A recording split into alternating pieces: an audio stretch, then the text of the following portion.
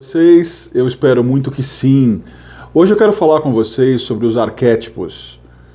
Na psicologia analítica, através do psiquiatra, psicoterapeuta Carl Gustav Jung, ele entendeu, através dos seus grandes estudos e da sua grande contribuição para a psicologia, através da análise da psique humana, que as pessoas tinham alguns comparativos, que as pessoas tinham referências anteriores e através dessas referências anteriores elas buscam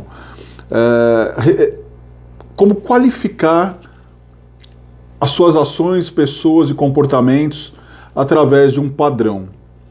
Eu vou explicar para vocês de uma maneira diferente para que fique mais claro. Eu vou em cima do conceito criado pelo próprio Carl Jung e você vai entender um pouco melhor sobre arquétipos, tá? A primeiro plano é natural que você fique ainda um pouco confuso, principalmente se é um tema novo para você. Mas na medida que você passar a compreender, você conhece um pouco mais do seu interior, um pouco mais do que você é e começa a entender o comportamento de algumas pessoas também. Por exemplo, a palavra arquétipo, ela vem do grego. Ela vem do grego que arken significa original ou velho. E typos, né, ou tipos, que seria TYPOS, significa padrão, modelo ou tipo. Tá? O significado dessas duas palavras significa o padrão original, ou seja, o quanto o ser humano tem um padrão que ele costuma seguir em seu comportamento, em sua atitude, que já é natural da alma, da psique humana. Tá? O arquétipo, ele, à medida que ele é um padrão original, ou seja, algo que você vai ver como algo, como uma ação comum dentro do comportamento humano, tá? Ele vai através de conceito comum nas pessoas, nos objetos, nas coisas, ele pode automaticamente ser copiado, ele pode ser padronizado, ele pode servir como um estímulo, uma forma de estímulo. Eu estou tomando muito cuidado ao falar e estou até usando como respaldo aqui muito do que o Carl Jung escreveu, para que eu não dê, nesse conceito agora, pelo menos nesse contato inicial de vocês com o arquétipo, para que eu não dê muito da minha opinião pessoal. Eu quero que vocês entendam o conceito através da psicologia analítica, para que vocês possam de fato ver como era. E depois aí eu trabalho a minha opinião pessoal, o caminho que eu tomo e como eu utilizo. Eu entendo que será a melhor forma. Então eu vou falando, vou dando um pouco da minha visão, tentando simplificar, e ao mesmo tempo eu vou lendo um pouco daquilo que está no padrão natural, tá bom? Então vamos lá, vamos começar um pouquinho falando como ele usou o conceito do arquétipo na sua teoria da psique humana, tá? Ele acreditava que os arquétipos de míticos personagens universais residiam no interior inconsciente de cada pessoa. E nesse interior consciente, à medida que você juntava essas pessoas próximas, se tornava coletivo, claro, tá, em todo mundo, e representando motivos humanos fundamentais da nossa experiência e como nós evoluímos consequentemente e evocando essas emoções profundas que são relativas aos padrões naturais que nós sempre vivenciamos. Tá? Então, por exemplo, embora existam aí diferentes tipos de arquétipos, o Carl Jung ele citava principalmente 12 que são fundamentais. Eu vou passar aqui para vocês quais são esses 12. Tá? Eles simbolizam as motivações humanas básicas.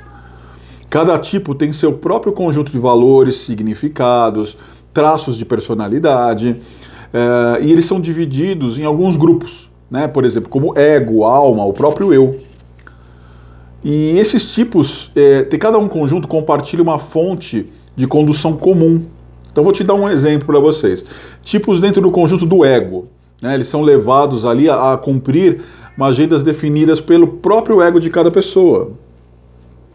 A maioria das pessoas tem vários tipos de arquétipo, ou alguns que se qualificam e formam, por exemplo, a sua personalidade.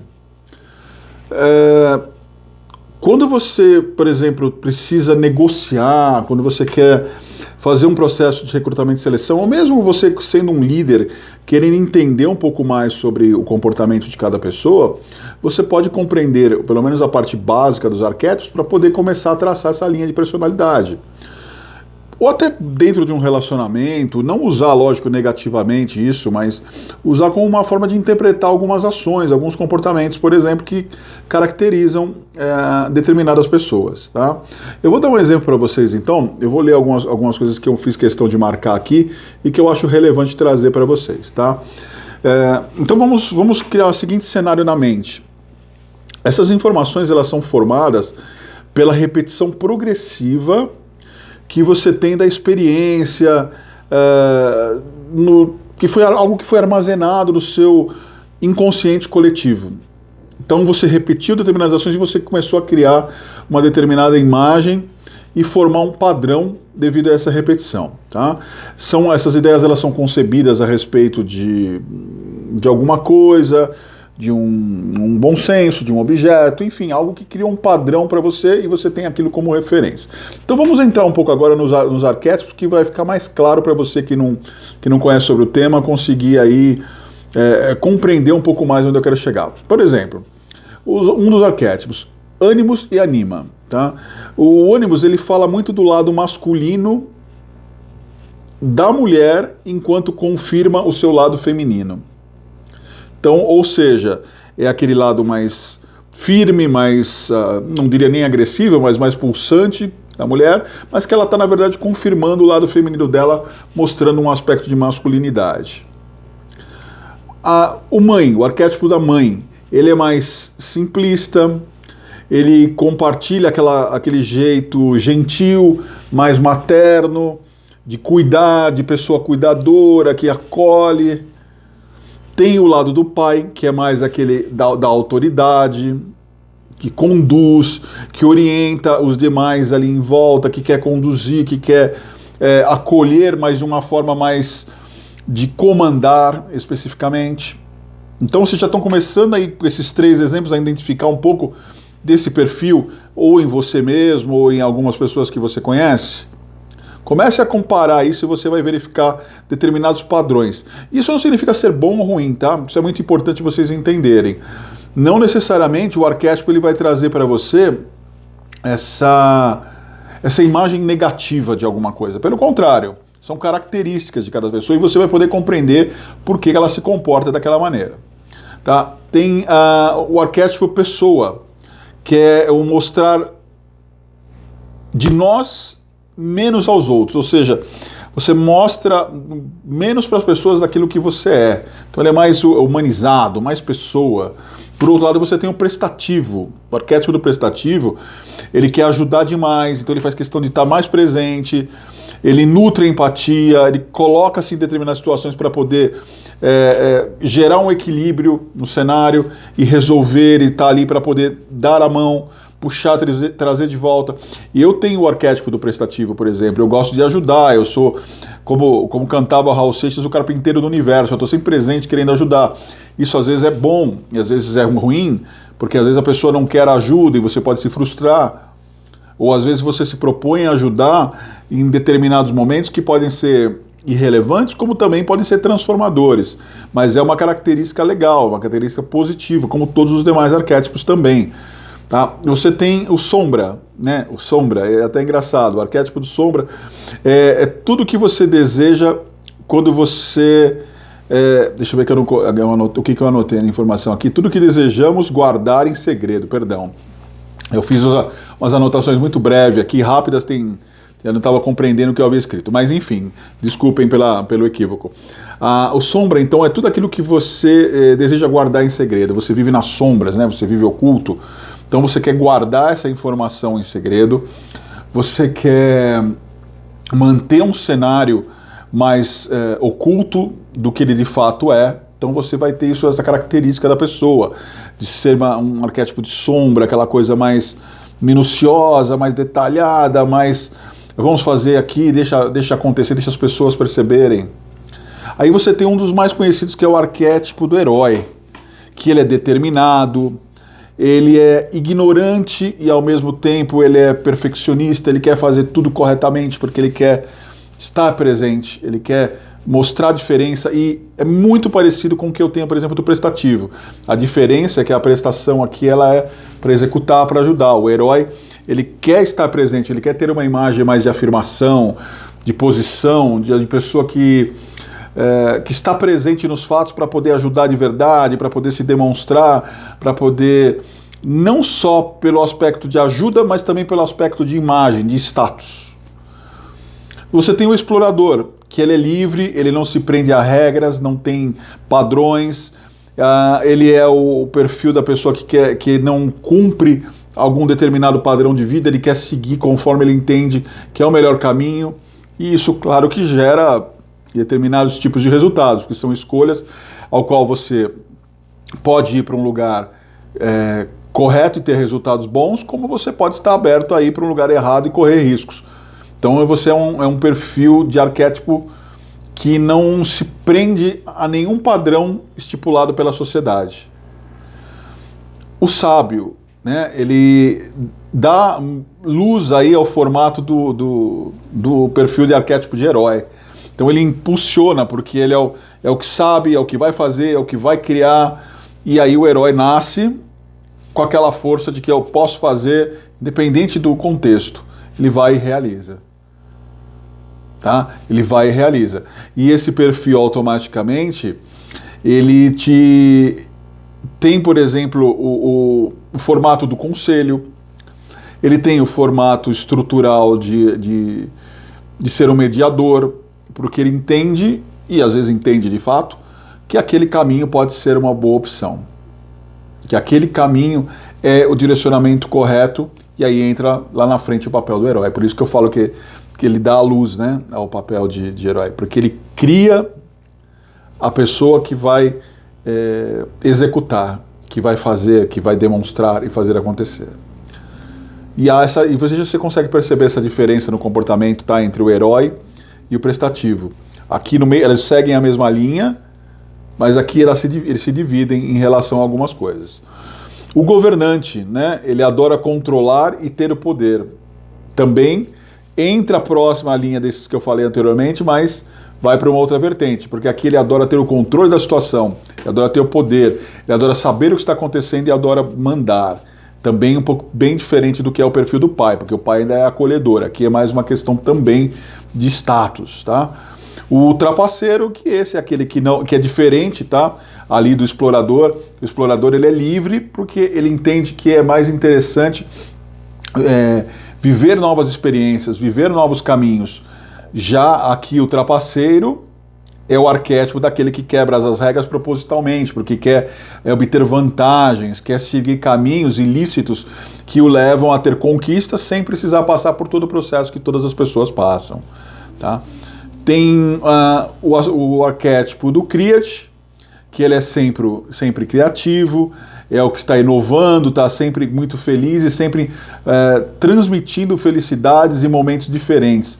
Sempre procura situações novas para poder gerar aí um momento diferente para algo, para trazer um comportamento diferente para aquilo que está acontecendo, para trazer novidades, inovações. Esses daqui eu não anotei, mas eu fiz questão de trazer alguns, por exemplo, aqui os tipos associados ao ego, tá?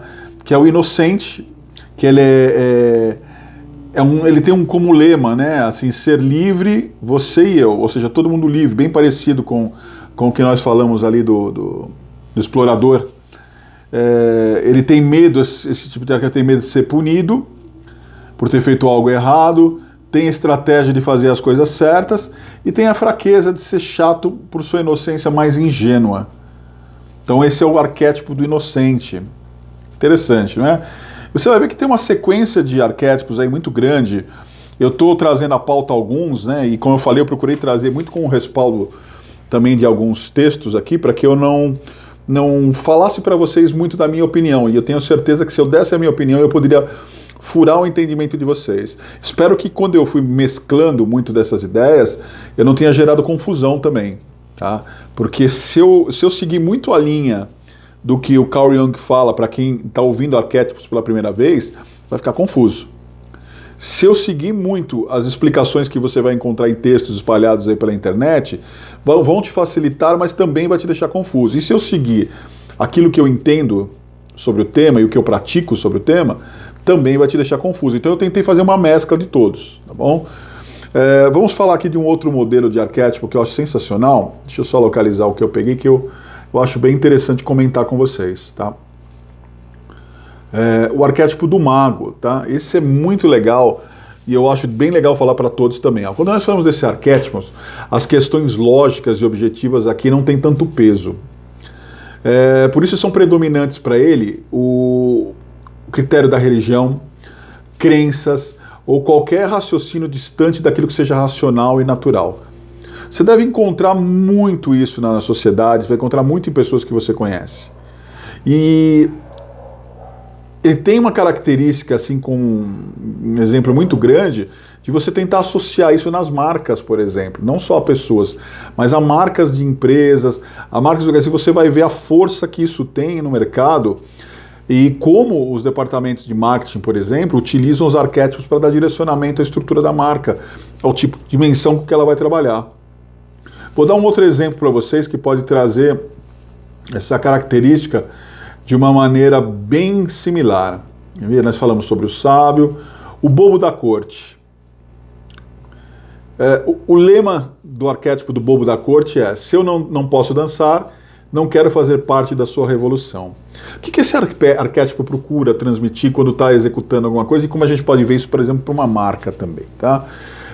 Ele procura se manter longe do tédio, é algo extremamente alegre, você pode ver isso, aquele perfil que, por mais tenso que seja o local, a situação que está ocorrendo, ele tem um comportamento mais extrovertido, está sempre brincando, procurando transmitir alegria até na dificuldade.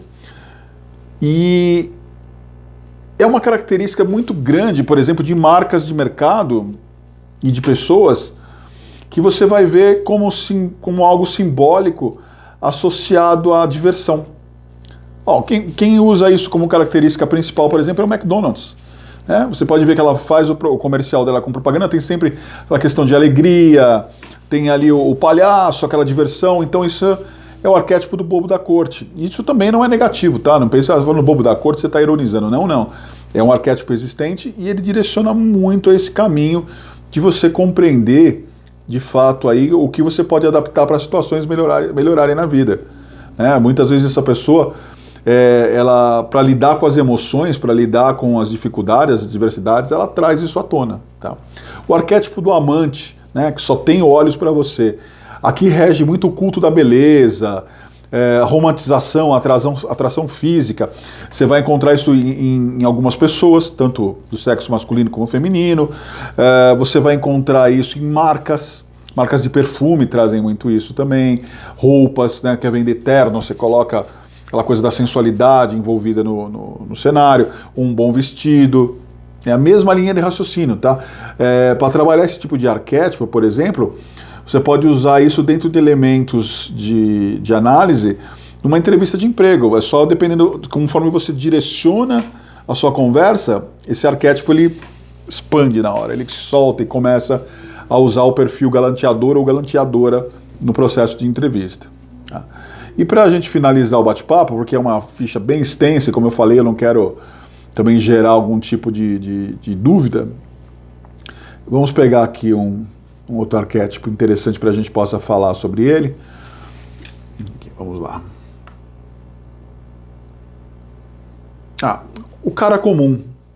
Tá? O discurso que rege aí no arquétipo do cara comum é que todos os homens e mulheres são criados igualmente, ou seja, consequentemente o direcionamento é democrático, mais igualitário, ele evita expor convicções pessoais na realização dos seus trabalhos, da maneira de se comportar, o que dentro do cenário atual é uma coisa muito positiva. Por outro lado, isso você também pode se omitir as situações necessárias que você precisa participar numa seleção de trabalho, por exemplo. Uma questão, se você é um líder que tem esse perfil arquétipo, você automaticamente pode se omitir a resolver os problemas da empresa, a não querer participar, porque isso não está só qualificado para uma determinada situação. mas está qualificado a sua maneira de se comportar e como isso reflete na psique humana, tá bom? Eu espero ter ajudado, espero ter dado um insight para vocês sobre o tema. Falar de arquétipos é muito legal, só que é um tema realmente complexo, tá? Ele é realmente complexo. Os profissionais realmente direto de psicologia conseguem tratar isso de uma maneira até melhor, eles entram com mais profundidade do que eu entrei para vocês, porque eu aprendi os arquétipos e utilizo e compreendo, mas eu criei uma forma mais prática e rápida de compreender para que eu pudesse executar o meu trabalho. E como eu já disse umas 2 ou 3 vezes, e volto a reiterar aqui no vídeo, se eu fizer isso, eu vou estar agindo erradamente com vocês. Eu vou estar levando a minha visão e não o que é de fato. E eu vou levar o caminho que eu tomei. E esse atalho ele foi mais fácil para mim compreender, só que não significa que será para vocês. Então eu tentei fazer a mescla disso, conforme eu já disse, trazer um pouco das leituras interessantes aqui da internet, fora aquilo que eu sei e anotei, e passei para vocês de uma maneira mais ampla, para que pudesse despertar aí o interesse no tema, para que pudesse levar vocês ao conhecimento, e isso vai servir para a sua vida pessoal e profissional. É desenvolvimento humano, pessoal e profissional, tá bom?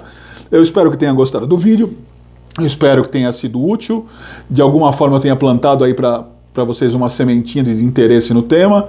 Se gostou, por favor, deixe seu like, conheça nossos trabalhos sobre desenvolvimento pessoal e profissional na internet, através do site www.campgestãodepessoas.wordpress.com, através do Instagram, @beto.campoficial, @campgestãodepessoas e @adote comportamentos. Aqui pelo YouTube, Receitas do Desenvolvimento Humano, e também estou no Facebook e no LinkedIn. Um forte abraço e até o próximo vídeo.